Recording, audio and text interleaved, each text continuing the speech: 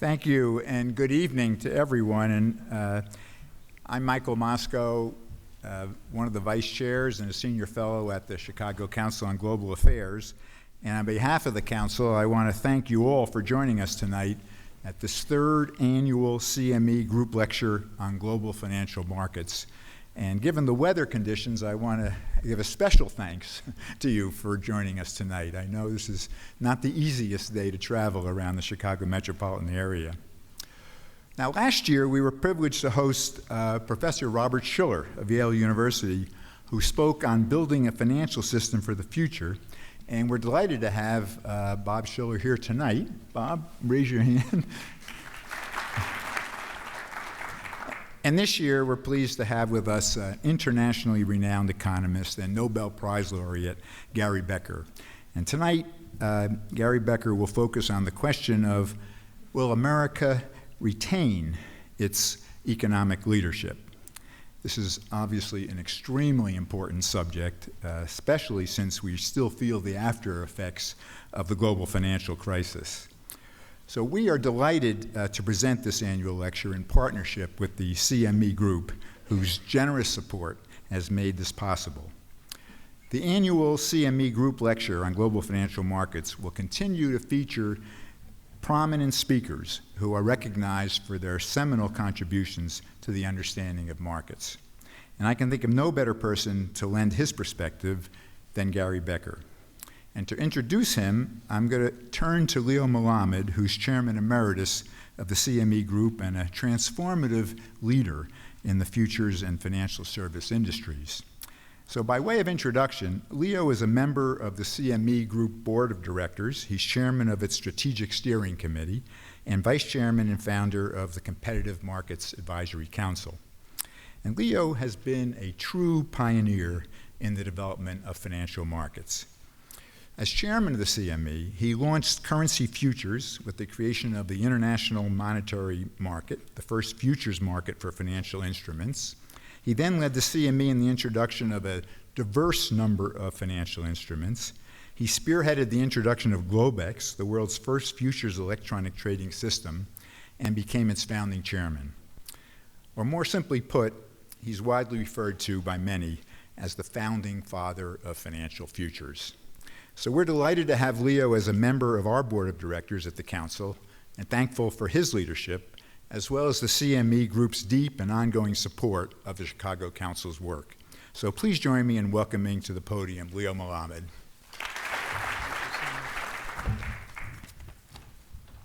Thank you, Michael. Good evening.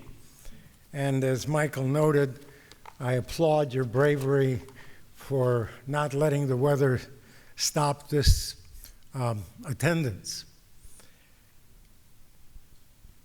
How do you begin? Where do you begin to introduce as well a known economist, an international figure such as Gary Becker? Do I begin by telling you that Becker received the Presidential Medal of Honor in 2007? I feel like that senator now. I didn't have to go that far. You know,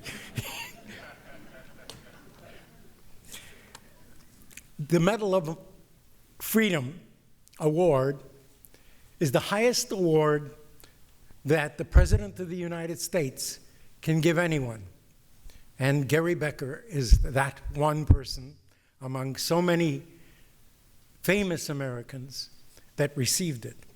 Or do I begin by explaining to you that Gary Becker is credited with what is known as the rotten kid syndrome? It is a theorem that says that family members, even if they are very selfish, will act to help one another if their financial incentives are properly linked. Now, I'll let you dwell on that, but it really works. Or perhaps I should explain that Gary is a political conservative who nevertheless enjoyed sharing a monthly Business Week column for 19 years, from 1985 to 2004, with Alan Blinder, a strong Princeton liberal economist. And that this column eventually morphed into a very, very successful Becker-Posner blog. I'm sure you've run into it, with the highly regarded appellate jurist Richard Posner. Or maybe instead I begin by telling you how in high school, back in Brooklyn, Gary Becker faced his first life-changing challenge. He was both on the handball team and on the mathematics team, in love with both disciplines and very good at both. And the question was, which career shall he follow? Now, I don't know where handball would have led him, but I do know that he chose mathematics. This led him to Princeton, and at Princeton, mathematics led him to economics. Well, the world is lucky and fortunate that he chose that destiny. And destiny played another role in his life, because it was at Princeton that one day someone came to lecture on flexible exchange rates. That person turned out to be Milton Friedman. And the lecture on flexible exchange rates in 1951, Gary Becker describes as wacko. Who believed in flexible exchange rates in 1951? Hardly anyone.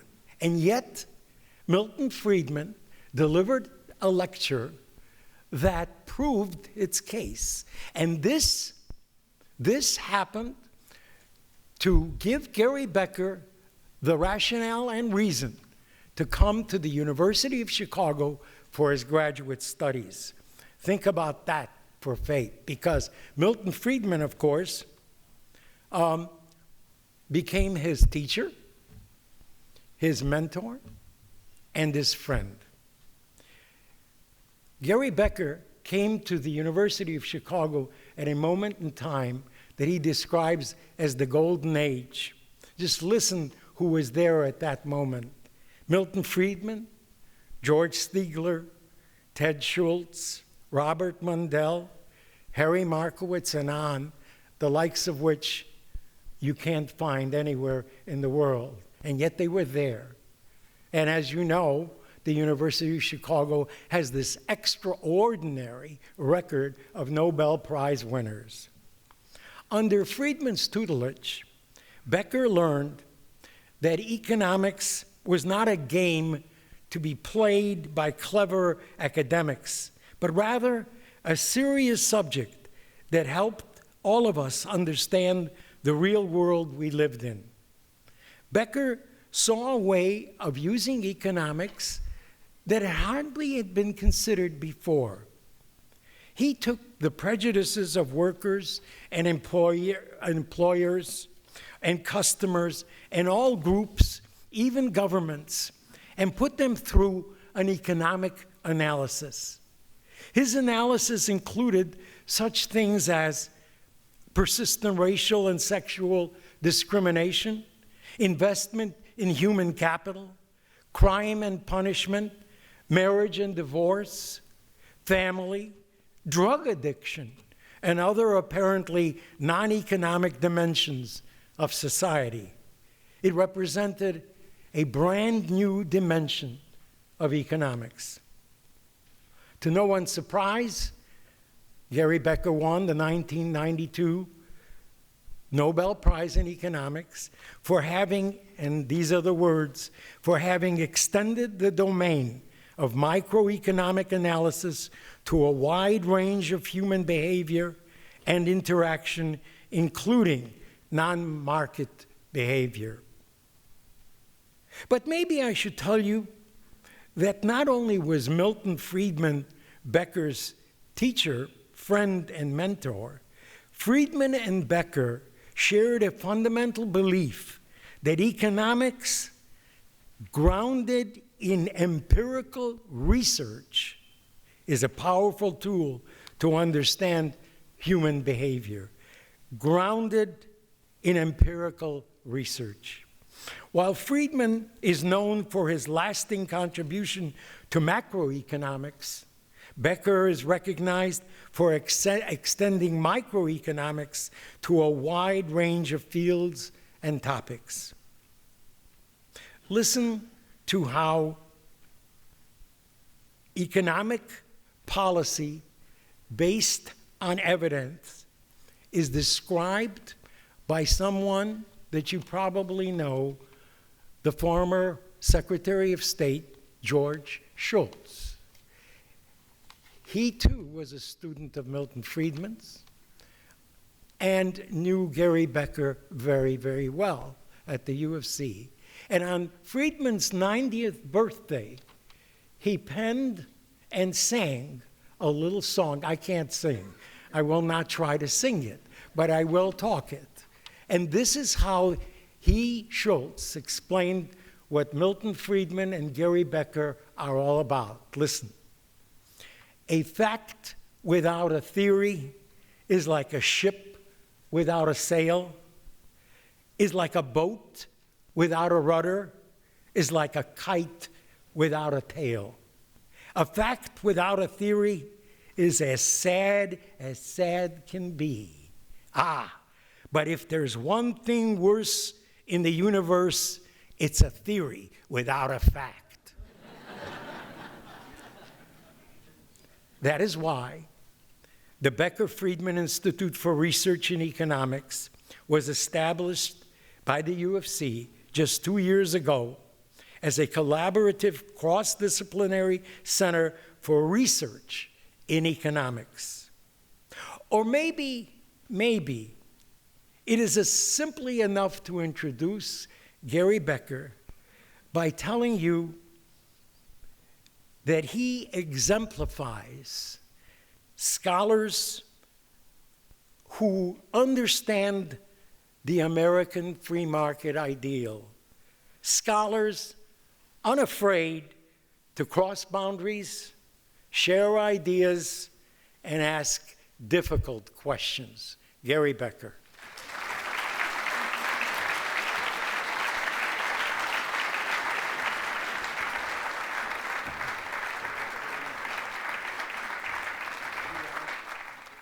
Well, I can't live up to Leo's introduction. I won't try to do so. It's a pleasure for me to be here and have the opportunity to speak to this group on a topic of great importance. There's a great deal of pessimism in this country. I don't mean about what next year, the following year will be. I'm not really going to address those issues. Those are important, but I'm not going to address them. Or whether our grandchildren and our children will be better off than we are. The American dream, the dream that all of us grew up under, was based on the belief that the next generation was going to be even better off than we are. Now that dream, I think, will still be achieved if we do the right things. But many people have lost confidence that that dream will be achieved. And that's the topic of what I want to speak to you about today. The way I'm going to do it is I'm going to tell you what I think the goal should be. It's a relatively modest goal, although not so easily achieved. And I'm going to give you 5 pillars of what I think needs to be done to achieve it. So somebody before my talk asked me if I'm going to give you an optimistic or a pessimistic talk. I'm basically an optimist. And despite a lot of events, I'm still strongly an optimist. I think we can do it. I have no question we can do it. The question is to have the will to do it. Okay, so let me start. I'm going to do it with a bunch of slides. Here's a basic slide. This is going to tell us what we want to do. This shows us long-term growth in the United States from 1870. That's 150 years. And what's remarkable about this figure is that long-term growth was pretty constant at about 3% growth in GDP per year. Even if you look at the Great Depression, I'm not getting the blink. Anyway, you look at the Great Depression, it's easy to see. You see there was a tremendous decline in GDP in the Great Depression. That was really a depression for you. But, okay. Well, I do economics, I don't do the U.S. not only returned to its pre-depression levels. What's important about this figure, it returned to the growth path that it was on prior to the Depression. The Depression in the United States lasted about a decade, and it was a terrible depression. But if you look what happened, eventually we caught up not only to the income we had in 1929, but the income that we would have had in 1945. We continued to grow at the same rate we had been growing at. That was a tremendous achievement. And you can see that basically describes the whole American history. Now we look at the last period. And I'm going to give you, here's a slide where I accentuate the last 20 some odd years. Of course, we had the financial crisis, we had a decline in GDP, and we're limping along at a slow rate. And really the challenge is, we'll be able not only to recover the level of income we had prior to the financial crisis, but to get back on this long-term growth path. That's what we have to do. Can we grow at 3% per year in the long run? If we do that, our children will be much better off than we are. It doesn't sound like a lot, but 3% a year means 2% per person growth. And over a decade, over a generation, I should say, that basically leads to close to a doubling of income. Okay? So if we can get back on that path, we will say, yes, our children will be much better off than we are. The American dream will continue to live. Now, how do we get back on that path? Well, I think there are 5 pillars that I'm going to stress. People can stress other factors. This is not all inclusive. 1, education. Because I worked a lot on human capital, so maybe it's not surprising I start with education. But I think in the long run, education and human capital is really crucial. The second one, immigration. Third one, entrepreneurship. The fourth one, getting the government budget under better control, particularly entitlements. And the fifth one is tax reform. Okay? Now, usually in discussions of this type, people start with the budget and tax reform. And I don't deny they're important. But I think from a longer run perspective, what's really crucial is the entrepreneurship, the human capital components, and of course the budget and tax policy. Okay? Let's start out with that. Here's American earnings by education for the last 60 years or so. What you find as you look at this chart, yeah, now I'm getting something. Here. Here's the college graduates. They're doing very well starting in 1980. High school dropouts, doing pretty crumbly. High school graduates, not doing very well. People with college dropouts, not doing that much better than high school dropouts. So those people who say people should drop out of college, they haven't looked at any data. Leo mentioned the importance of facts. Here's simple facts. It'll tell us what's happening. There's been an enormous increase in the last 30 years in the benefits of higher education. Enormous increase. And we can twist these data around and show it in different ways. And yet we haven't been really taking advantage of it. And why? I think the fundamental bottleneck is right here. This is U.S. high school graduation rates by education level. I'm sorry, by ethnic groups and gender and the like. And so the top group up here, that's white. And the next group is females, then males, and then African Americans.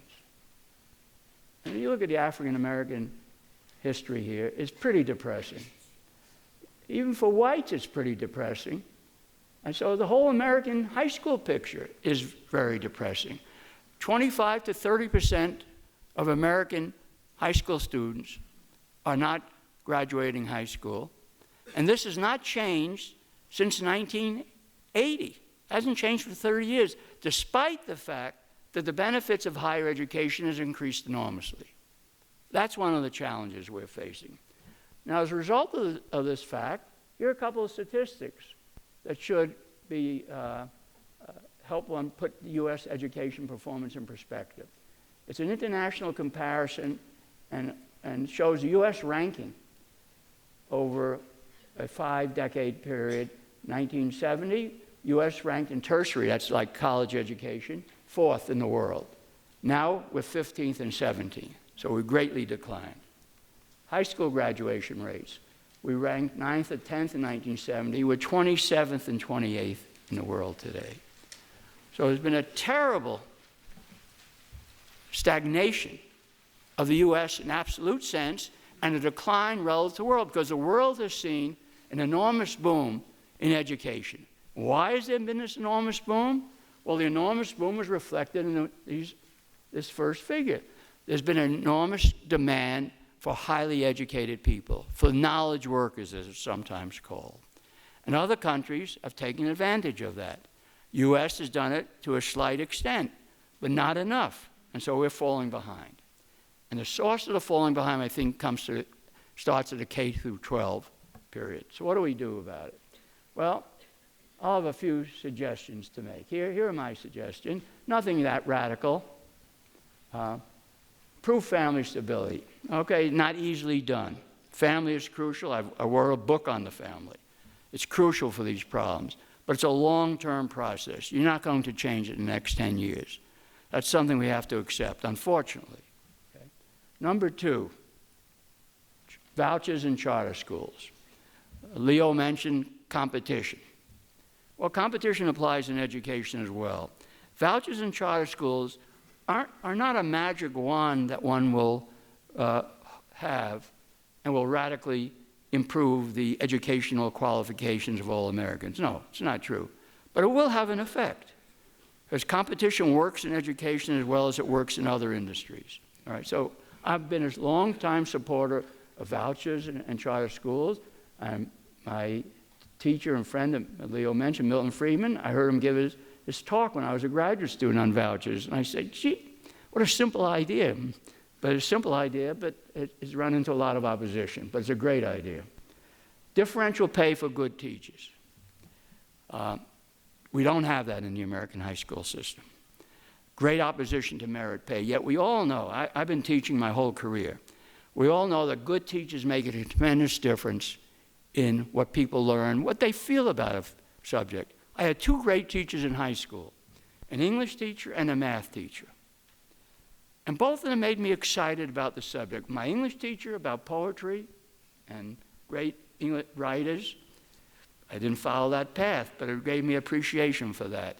My math teacher, he was not a great mathematician, but he loved mathematics. A good teacher loves their field. If you love your field, you'll be a good teacher. Now, you have to know something, too.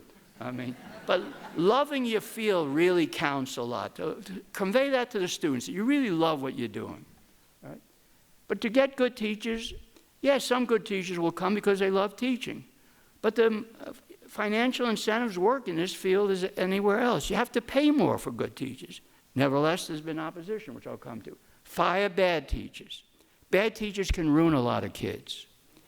And fortunately, there's a few recent studies which have tried to document the quantitative significance. It's easy to say good teachers are important. Bad teachers are really bad. But these conclusions have been documented by a couple of studies recently, and pretty convincingly, by very good economists, younger economists, and which they show is that a good teacher can add a lot of value to a student, not only in test performance, but even ultimately in earnings.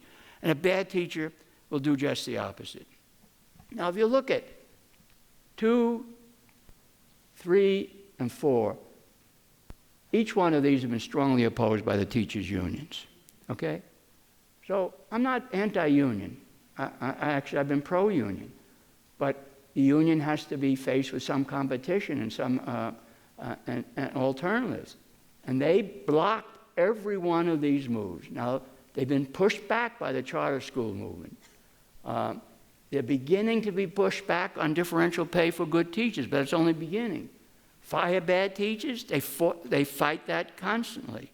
But those things have to be done, and they have to be pushed along with this, and they think they will be if people are convinced that these are the things we have to do. Now, the final point I mentioned, you might say, what has drugs got to do with it? The problem is many young people who drop out of high school go into selling drugs. Right? That's what they do. Okay? It's a market. It's an illegal market. I think we have to decriminalize drugs. I've supported that for a lot of reasons. This is one reason. But I think it will help in terms of fixing, to some extent, all these things are only to some extent, the high school dropout problem. So these are some of the things I wanted to say about education. Let me move on to immigration. I wrote a book, a monograph, a couple of years ago called A Radical Solution for Immigration. And I'll tell you what my solution is, but let me tell you what the facts are now. If you look at different countries, the role of work in terms of skill and work criteria in admission to the United States, these are legal immigrants, U.S. is way behind all other countries, okay? If you look at the H-1B program, well, I have 135,000 for technical reasons. In terms of the H-1B program, which are temporary visas for 3 to 6 years awarded to foreign skilled personnel that companies apply to, we just had the opening of that. In 1 week, it's 65,000 people. In 1 week, that was filled. 1 week, it was filled. Okay? So we make it very difficult for skilled individuals to operate in the United States. How does one solve that problem?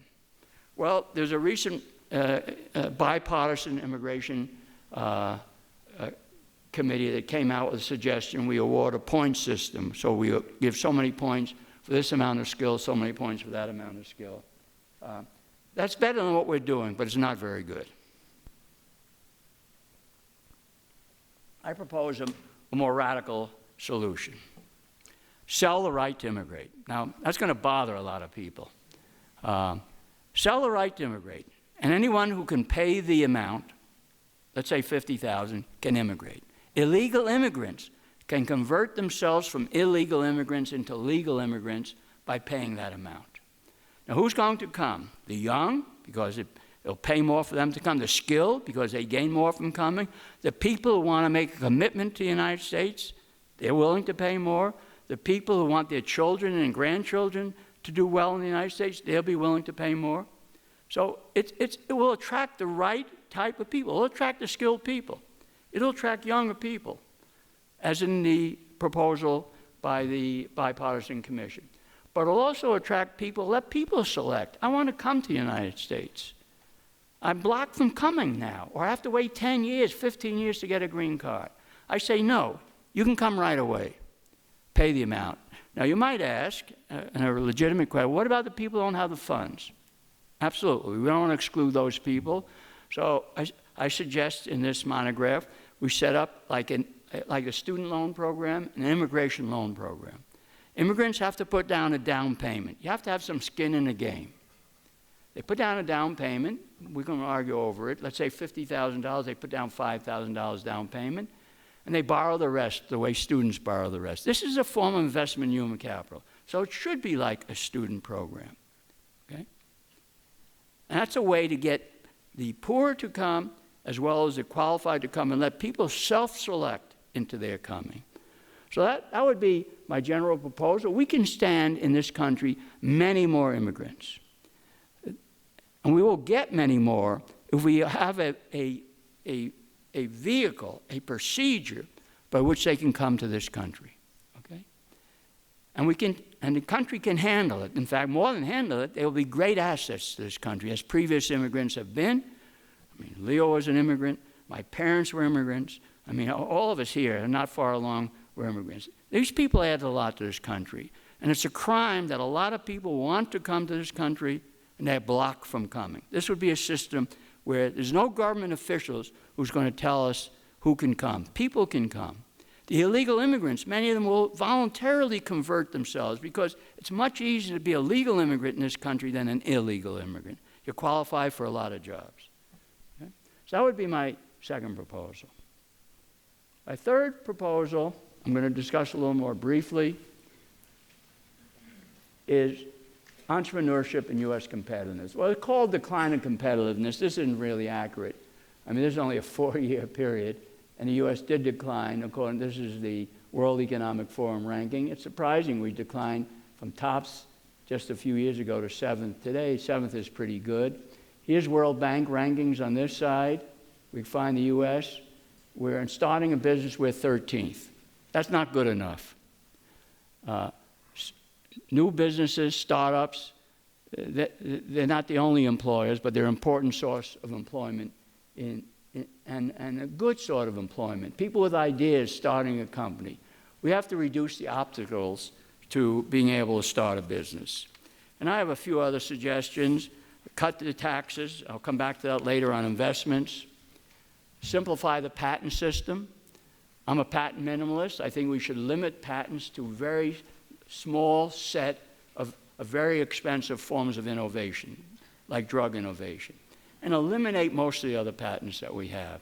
All this litigation over software patents and so on is just a waste of effort and a waste of time, and it's not necessary, I think, to get advance. I think it blocks advance, because people are litigating all the time whether they have the right patent, whether Apple or Samsung had it or whoever had it. I think we have to do away with a lot of that. We have to have, of course, we have to have regulation. We have the right regulation that doesn't make it difficult to employ labor, that has a more flexible labor market, and a whole bunch of changes that I can discuss in question period as well. Okay? So let me come to fourth criteria, what government? I mean, I start out with a simple principle. Government should be doing what the private sector can't do well. And there are a bunch of things in that category. Safety net.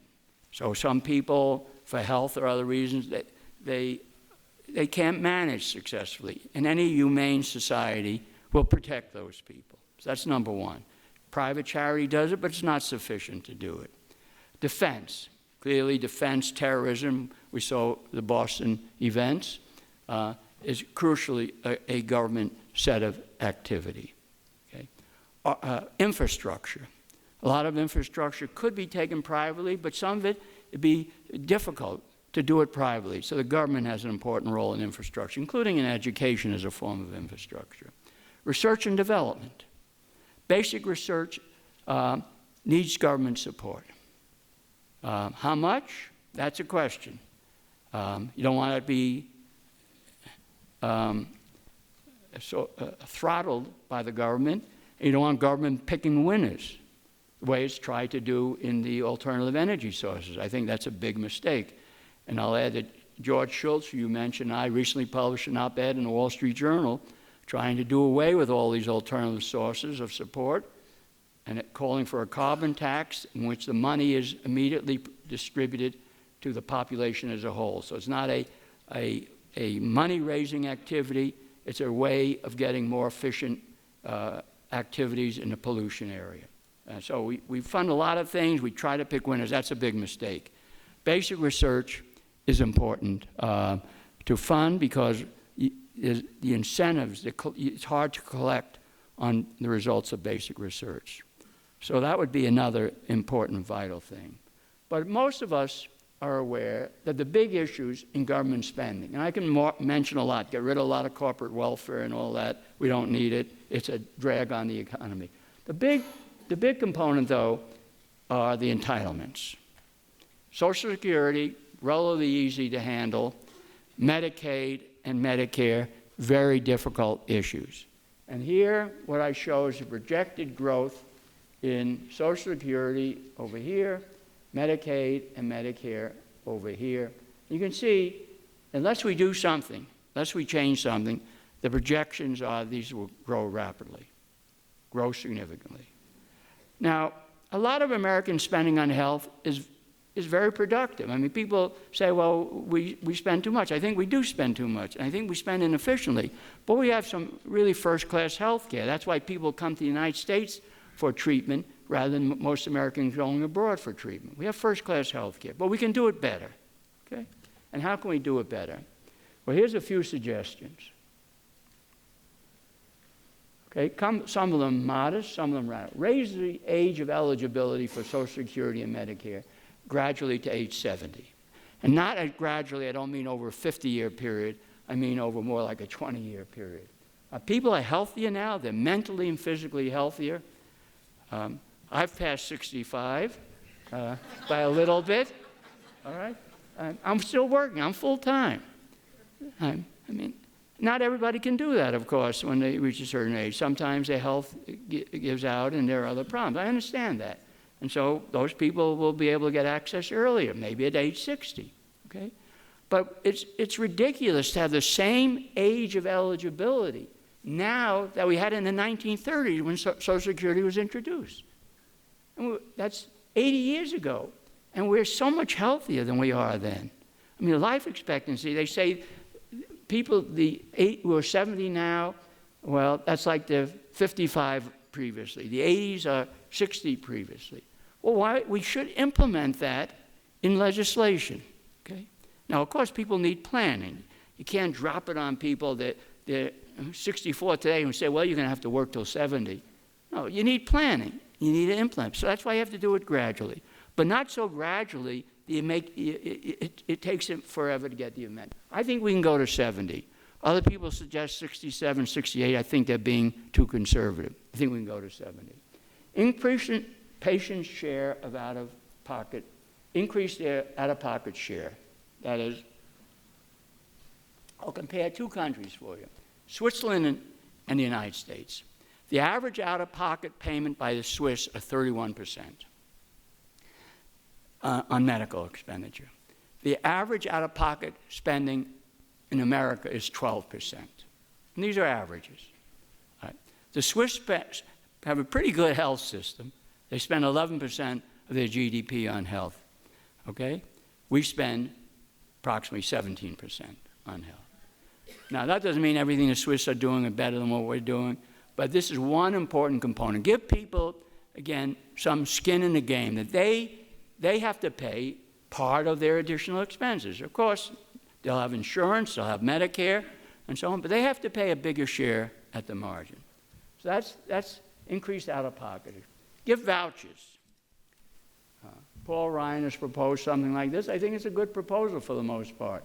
Give vouchers, and the rich get smaller vouchers. The rich have to pay more. Why should everybody being thrown into the Medicare system when they have the means that they shouldn't be supported? I mean, Medicare is not basically an insurance system. It's basically a system of redistribution, and it's good for people of low means, but it should not apply to people with modest or higher means. So there should be a graduated reduction in the vouchers until the very rich people have no vouchers, and the middle classes have less than a complete voucher, and the poor get a complete voucher. More competition among insurance companies. In particular, allow people to buy insurance from insurance companies that are out of state. Because we have a problem in the U.S. We have a lot of, because of special interests for the most part, we have a lot of requirements built into health insurance plans. And so you've got to give people the flexibility to get around some of these requirements that don't apply to them. One way is to allow them to go out of state. Well, state block grants on Medicaid, but I mean more than that. Give states the option. You give them a grant, you let that grant grow with its population and inflation, and then the states have a lot of flexibility in how they spend that grant. Okay. Give more flexibility. The states will make mistakes, but they're much closer to the ultimate users than is the federal government. Finally, tax reform. Well, I don't have anything particularly, some of them would be considered radical, they're well known to economists. Flatten the tax rate system and broaden the tax base. So things like deductions for interest on mortgages, we should eliminate that. We have too many deductions in the American tax system.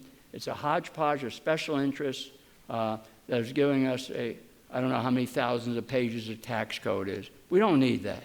We don't want that. It's counterproductive. So broaden the tax base. If you can broaden the tax base a lot, then you can flatten the tax structure. Right? If you have a narrow tax structure, tax base, you have to tax people high. If you have a broadened tax base, then you can tax them lower. Okay?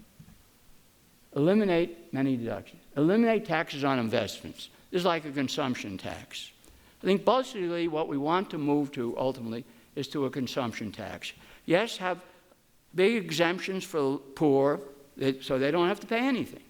We could do that. So it'd be progressive in that sense. The poor don't have to pay anything, and then everybody will pay its kind of a flat rate on fundamentally their consumption, or if you don't want to go that far, on their incomes. If it was a flat income tax, have deductions for the low-income people. They don't pay any taxes. They don't pay Social Security. They don't pay anything. Social Security is just another tax. It's an earnings tax. It's called Social Security. That's basically what it is. Eliminate those taxes, okay, for the poor.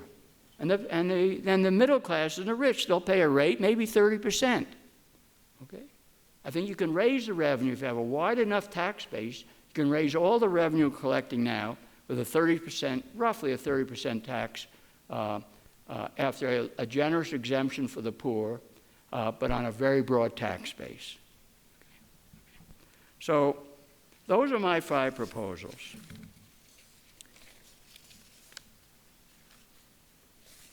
I have conclusions. Here's some conclusions, but I want to give you a different set of conclusions.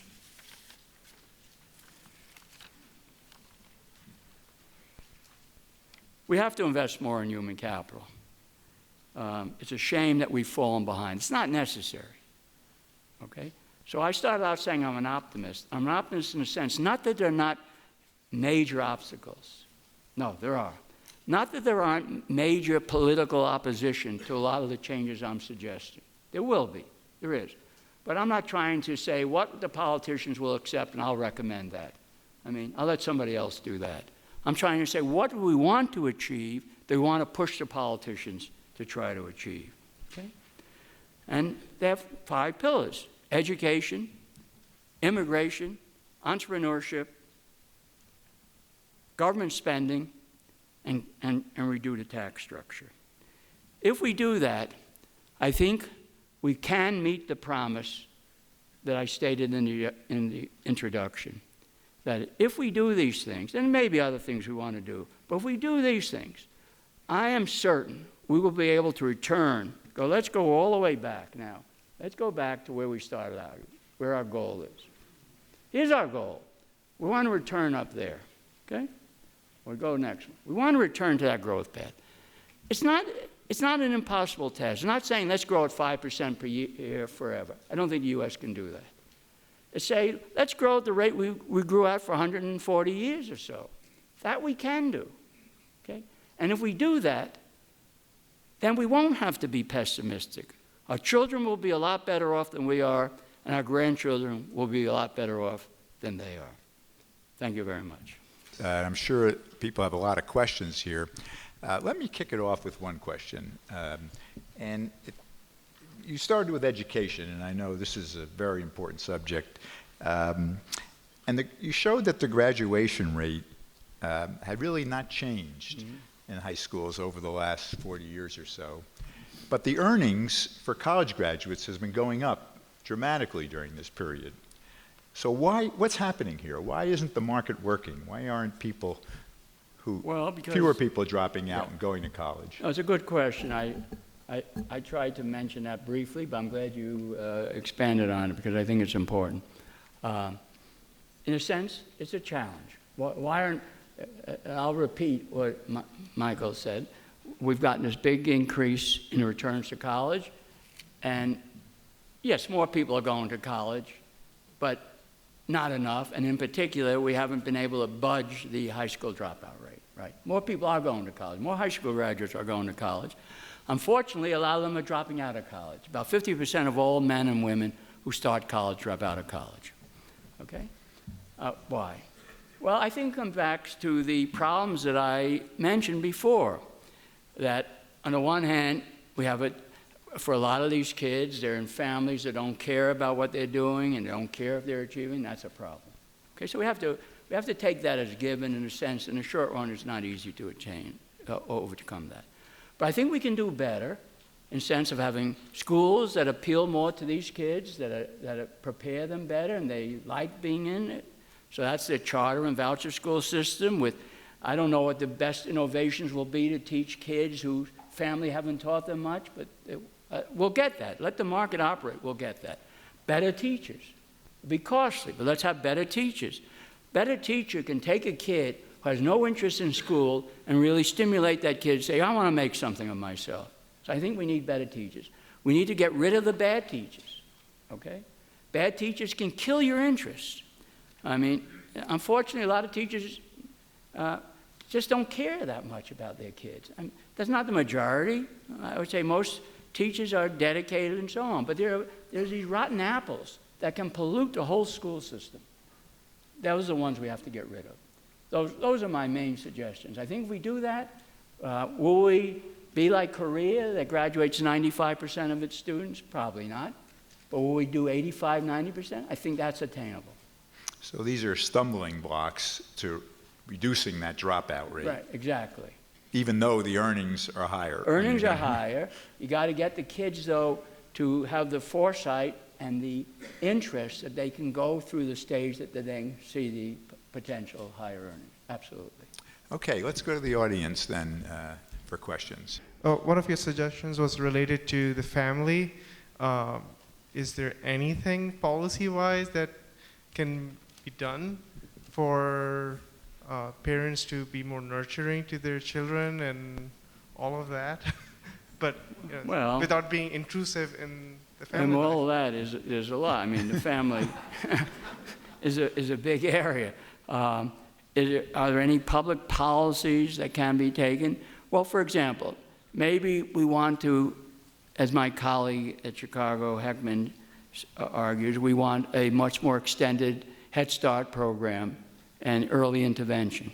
So the idea there is, yes, the family's not going to do it, so maybe the government can get involved and help in some ways. It's dangerous, and I'm not sure how big a scale we can do it on, but that's one suggestion that is made that where we could operate quickly. I mean, other changes in a family are much harder to attain. So if parents break up and they're not interested in their kids, how do you change that? That's not so easy to do.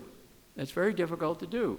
There are some government programs that encourage family breakup in terms of the way we tax family income versus private income. Those things I think we can change, for example. And maybe we can give a subsidy.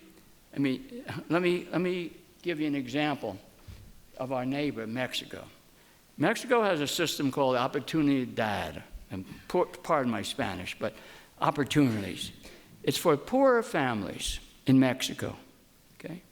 And what that does is it gives the parents of kids enrolled in elementary school and some in high school a monthly voucher conditional on the fact that the kid has to attend school regularly and has to do pretty well. In addition, there's some health aspects to it, but I'll leave those to one side. Well, the evaluations of these programs that have been made, and there have been a lot because it's been a pioneering set of programs, and I was early involved in some aspects of it. What they have shown is that parents who are in, and they randomly sample so that some parents who are identical and not in the program, some who are in. I mean, they do it in a very good way.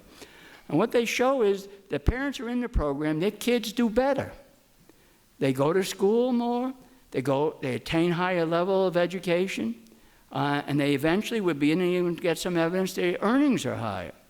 So maybe we can do a program like that. For the poorer families, we give the kids' parents a voucher. We have another colleague of mine, John List, is involved in an experiment in a Chicago suburban school where they're giving the kids a reward if they do better. So there are various ways we can try. We're not going to change some of the fundamental aspects of family life, but there are various ways we can overcome that. And I've given you a couple of examples how that might be done. Okay, there's a question right here. Teachers are one problem, and social and entitlements are another problem. And yet, teachers very often struggle in communities where there's no help for the people who live there, so that the kids can't learn and it's chaos. And as far as entitlements go and Social Security, people have paid into that all of their working lives. But it's treated as if somehow it were just a government handout. And I think both of those things, All right. the attitudes about both of these problems needs to change or need to change. Well, let's take the teachers' problem. I'm not blaming the problem on the teachers, okay? And I didn't blame it on the teachers. I blamed it on bad teachers. Most of the teachers are good, are average or so on teachers, or a little better, a little better. But the bad, excuse me, let me finish. The bad teachers are a problem, okay? And we need more good teachers, okay? Not every teacher is a good teacher. Think of your own educational experience. My own educational experience, as I mentioned, I had 2 good teachers in high school, 1 to 2 good teachers in college, and had Milton Friedman and 2 or 3 other good teachers in graduate school. That's it. The rest of them are a mess. I didn't understand. So we need to get more good teachers and stuff. And I think we have to pay those people to come into it. So that would be the teachers. I'm not blaming the problem on the teachers. I'm blaming it on bad teachers, and there are bad teachers in our school system. And they blocked every attempt to get reform because they don't want their bad teaching to be revealed in terms of performance of their students. Now, in terms of entitlements, you know, one can look at the math and argue how much people have actually paid in. Yes, there is a Medicare a tax and so on that people have paid in, and that's part of revenue, absolutely. I'm not saying that people should not have access to Medicare when they're older.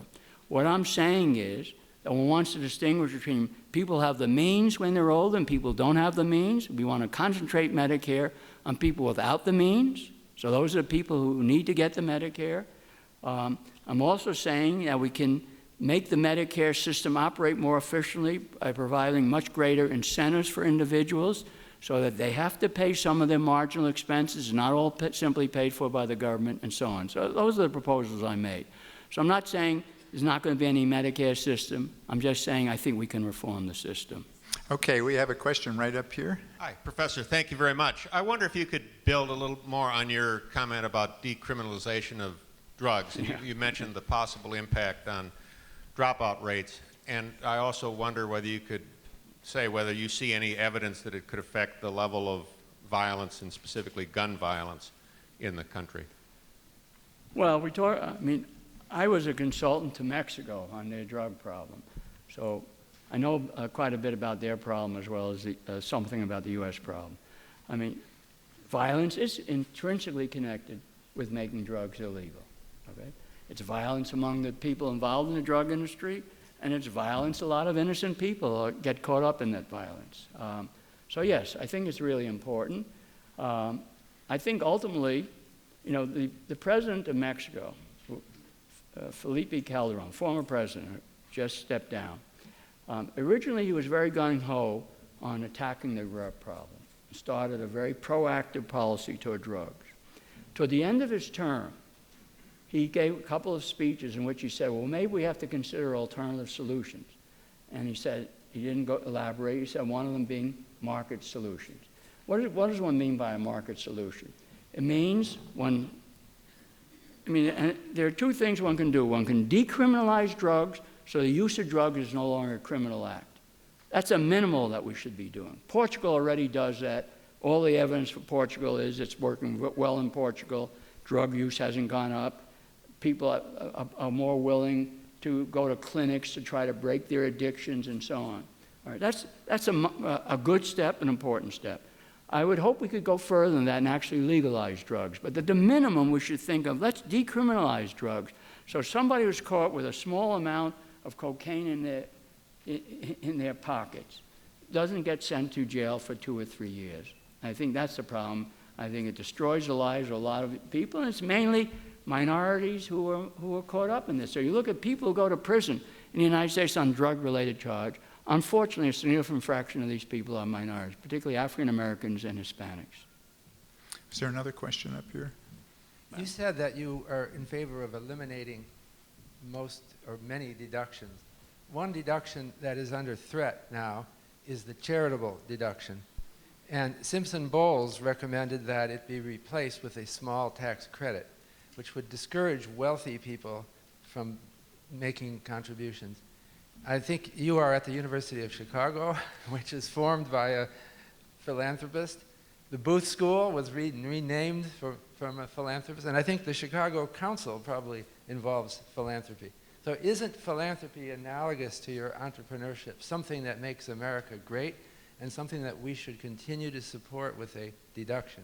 Well, Bob, you notice in my examples, I didn't mention philanthropy. It's a complicated issue. I agree with you, it's a complicated issue. I was once having a discussion with Václav Havel, when he was president of the, at that time, was the Czechoslovakia.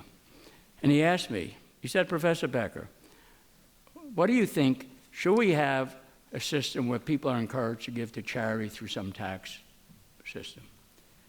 And I said, yeah, I see the case. I see a case for doing that. Because he was arguing against some other Václav in Czechoslovakia who wasn't so much in favor of it. So I think there is a case. The question is the way we have the charitable deduction the right way to do it, and do we want to allow unlimited deductions under the charitable deduction? My own belief, and do we want to have, say, a deduction for religious contributions? Half of your charitable deduction is based on religious contributions. Now, one can argue those points. I'm not going to say I have a definitive answer on that. But it's not obvious to me that all those deductions are achieving the purposes that the Booth School has achieved, or the John D. Rockefeller achieved with the University of Chicago. And when John D. Rockefeller gave his money to the University of Chicago, there was not a big tax. He did not face a big tax. He felt it was good to give away his money, and he gave it to Rockefeller University, which is now Rockefeller University, and the University of Chicago. And I think he was a very far-sighted and wise man to have done that. I'm in favor of some charitable deduction, but I'm not in favor of the 100% deduction to all forms of charity that we have now. Now, what's the right answer? And I'll confess I haven't thought that enough about it enough to give you the answer to that. But I don't think it's right that what we're doing at the present. So you've talked about philanthropy, talked about mortgage interest, which you definitely want to cut. The other big one is state and local taxes. I would eliminate that deductibility of state and local taxes. Okay. Yeah. Yes, we have a question right here. Professor, do you feel the implosion of student loans may inhibit productivity due to the rising cost of private and public education? And do you have a suggestion other than student loans to expand the opportunity of education? So as I understand your question, I couldn't hear exactly. What do I think about this growth in student loans and like? Well, I don't know if it'll inhibit productivity. I would take a different cut at it. People say, well, student loans are growing, tuition is growing, and that's true. They've grown a lot. But put it in a little context. Okay, let's go back. Yeah. I agree with Schultz. We need some facts in these matters. Let's go back to these facts. College education is a great deal in the United States. Start with that fact, because that's a fact. Okay? Now, it's true, student loan tuition has grown rapidly, more rapidly than prices in general. Okay? And so, particularly at the private schools and the elite public schools, tuition has grown a lot. But you net out the growth in tuition from the growth in benefits, college education is a great deal. Net of the growth in tuition. Okay? Net of the growth in tuition. It's a great deal. And if I put it in some financial calculation, I say the rate of return on that investment is of the order of 12 to 14%. And now the highest tuition is charged by the elite private schools. Yale, I'll now mention Yale, your school, Bob, okay? And the University of Chicago. And the rate of return is higher in those schools than elsewhere. People pay a lot, but they get a lot. I mean, that's what modern, recent studies show. Okay, so what should we do about this student loan issue? Well, as you can see, I'm not as sympathetic to the student loan question as a lot of other people are. The one thing I think we should consider, Yale tried this actually, and it didn't succeed, but maybe it could succeed at a bigger level. My one proposal in student loans would be that we replace the present system where you have a fixed interest rate on student loans, and when student loans are not dischargeable by bankruptcy, the government always protects itself. I mean, there's no particular reason why student loans should be treated any differently, but the government is subsidizing student loans, so it's not dischargeable by bankruptcy. Now, take that system. Maybe it's leave the bankruptcy provision. I'm not going to fight Uncle Sam on that one. But do the following. Make the repayment contingent on the income you make up to a point. So if people do poorly, they don't have to pay as much, okay? So if you look at people who default on their student loans, it's usually people earning modest incomes. They took out a lot of loans, maybe they expected higher earnings or whatever reason, they're not making the money. They shouldn't have to pay as much. So you have a repayment schedule. You think of this as an equity investment rather than a bond investment, that the people who are making more pay more up to a point. You may then flatten that out at some point. And by so doing that, I think you'll counter the main problem with the current student loan program is that for students whose earnings are modest, it's a real burden. This will handle that problem. On the other hand, for the medical school graduate, the MBA graduate, and the like, who can afford to handle this, they will pay somewhat more, a higher effective interest rate. Now, there are some technical issues with that and what's called self-selection and so on, which I'm not going to be able to go into here, but I think that's a good way to think about how we might alter the student loan program. Not say everybody who goes to college, you don't have to pay tuition. I mean, college graduates are the elites in the country in terms of their income and so on. They're the elites.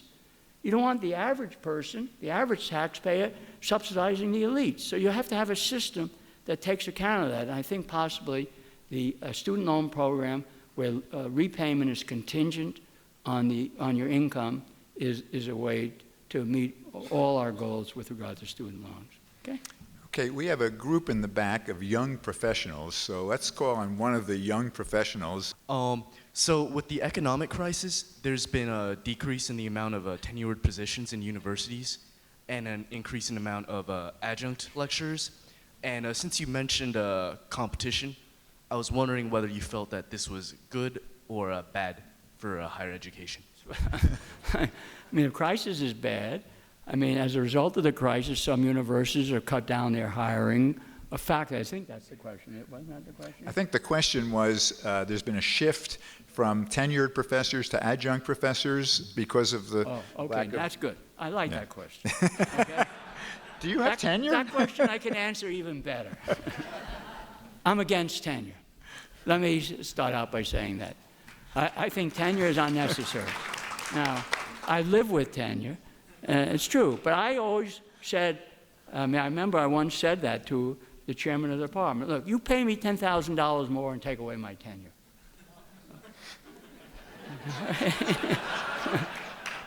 I don't think we need tenure. Now, tenure is a good idea in a society where the government controls all the universities. So the reason tenure developed was, in European universities, for example, no private universities, the government controlled them all, and you say, well, somebody who had an unpopular idea, didn't like what the government was doing, would they be free to say that? Tenure gave them that protection. So that's fine, but U.S. is not that kind of system. We have 3,000 to 4,000 colleges and universities competing for faculty, for students. Yes, one college may say, well, we don't like what you're saying, we're not going to hire you, but there are plenty of alternatives. There's competition. Competition here as elsewhere solves a lot of your problems. So in the U.S. competitive system, I think we don't want tenure, and it's a undesirable luxury. I'll give you an example. a good friend of mine who unfortunately died recently. His name was Armin Alchin, a great economist, great creative economist. It took him a long time to get tenure. He was at UCLA. When he got tenure, he sent out a notice to me and all his other friends. He said, I'm going to throw a going out of business party. And the idea was he had tenure, he didn't have to work anymore, he was going to take it easy. Well, Armin Alchin didn't work that hard before. I mean, he loved golf. He loved golf more than he maybe, but he was a great economist, and too bad he didn't work hard on it, because he had a lot of good ideas, okay? So I think we should give professors the incentives. They should have the incentive, like anybody else. Why should business people who work for business not have tenure, academics have tenure? There's no case for it in the American academic system. So yes, let's get rid of tenure. Once we get rid of tenure, that whole distinction you're drawing doesn't really make any difference. Okay, I think we have time for one more question. Mine, Mike, is a suggestion. We've just heard, Professor, a mountain of common sense, and we're grateful to you. How about this? Mr. Melamed will raise some money. He'll handle that. You agree in 2016 to run, but you're not a real candidate. The deal is you would agree to a major lecture in every one of the major campuses. Start at the University of Iowa, you'd move to Dartmouth, and then you'd keep going, all the major states. Do I get paid? Set forth. Do I get paid? Well, that's up to Mr. Melamed. Oh, okay. You take care of that. Okay. But I mean, we need you desperately, because this much common sense in one sitting is almost too much. This is terrific. Thank you very much. Well, I can't top that. So, Gary, thank you so much for these great comments. As Mike Koldike said, a mountain of common sense. And I think we're all privileged to be here tonight to hear your comments. Thank you again. Thank you. Thank you.